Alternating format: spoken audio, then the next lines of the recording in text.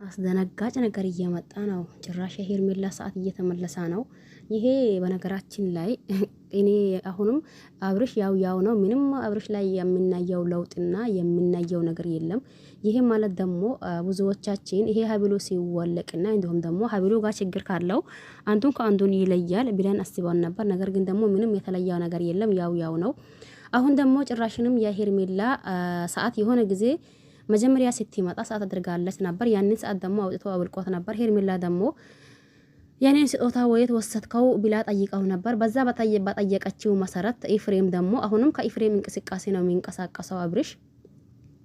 ኤፍሬም ደግሞ ያው እናንተም እንደሰማችሁት ነበር ነገሩ። ስለዚህ የባካችሁን አሁን ለሄርሜላ ከነመፈጠሩ የሷ ቁራ ቆምቤና የሷ ነገር እኛ ጋር ምንም አይነት ነገር ስለማይሰራ አሁን እንመልስለታለን። እናንተ ፊት ነበረ ሰጣችሁ፣ እናንተ ፊትም ደግሞ እንመልሳለን። ከዛም በኋላ እሷም የአብርሽ ነገር ይቆርጥላታል። ምናልባት አሁን እዚህ ጋር እሷ ያልቆረጠችበት አንድ ጉዳይ ይመስለኛል። ሰዓቱ እሱ ጋር ስላላ ወይም ደግሞ እሷ ሰጣችው ስጦታ እሱ ጋር ስላላ ያኔ ተስፋ መቁረጥ እያቀታት ነው ብሎ አሳዛኝ ነው። በነገራችን ላይ እየመለሰላት ነበር።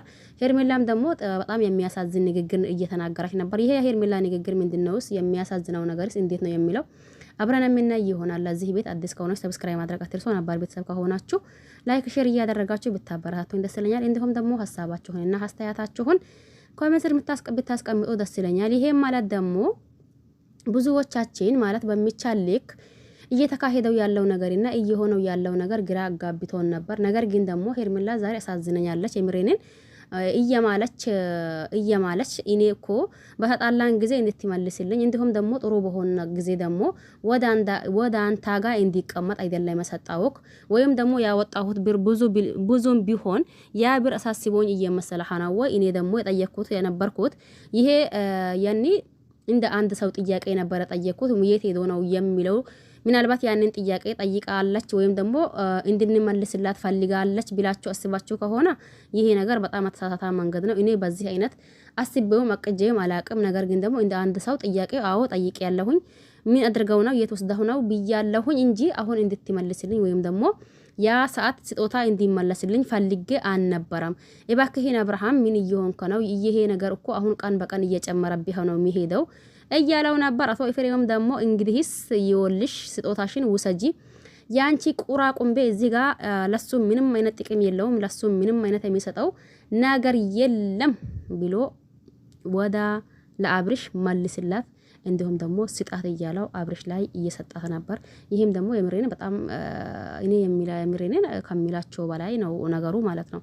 አብርሽ የባክህን እያስመሰልከ ከሆነ ህዝብንም ግራ አታጋባው፣ ለራስህም ደግሞ ቤተሰቦችህንም ግራ አታጋባቸው። እንዲሁ እንደ መጀመሪያ ሰውነት ተመልሳ እዚህ ጋር ሩታን የምሬን የምትወዳት ከሆነና ከሩታ መሆን ከፈለክ ህዝብንም ግራ በማጋባትና ለራስህም ግራ በማጋባት እንዲሁም ደግሞ ሄርሜላም ላይ ጥያቄ በማፈጠር አይደለም።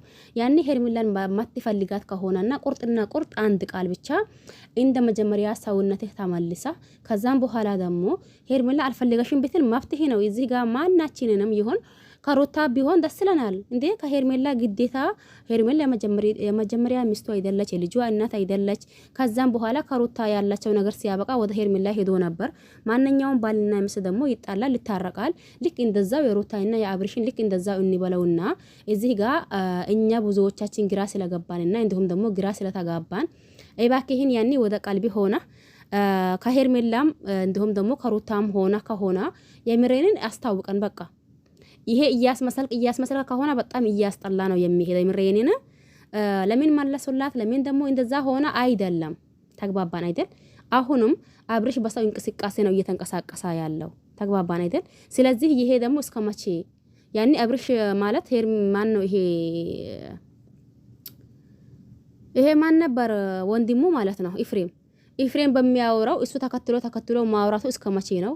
ስለዚህ ህዝብን ግራ ባታጋቡ ተገቢ ነው ብዬ አስባለሁ። እንደኔ ማለት ነው። በነገራችን ላይ እኔ አልኩኝ ማለት እናንተ ትላላችሁ ማለት አይደለም። እናንተ ማላችሁት ማለት ደግሞ እኔ ይለዋለሁኝ ማለት አይደለም። ሁላችንም እንደመልካችን ሁላ ሐሳባችን አስተያየታችን ስለሚለያይ ይሄን ይመስላል።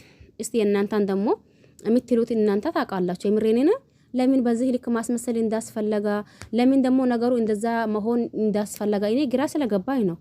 ምንም አይነት ሊገባኝ አልቻለም ነገሩ ሙሉ በሙሉ ይላችኋል የምሬኔ ነው እንዴ ምን እየተካሄደ እንደሆነ ምን እየተከናወነ እንደሆነ ግራ ተጋባን እኮ እናንተ እነሱም ግራ ተጋቡ እኛም ግራ ተጋባን ለማንኛውም እስቲ የሚቀጥለው የምናይ ይሆናል ባይ ባይ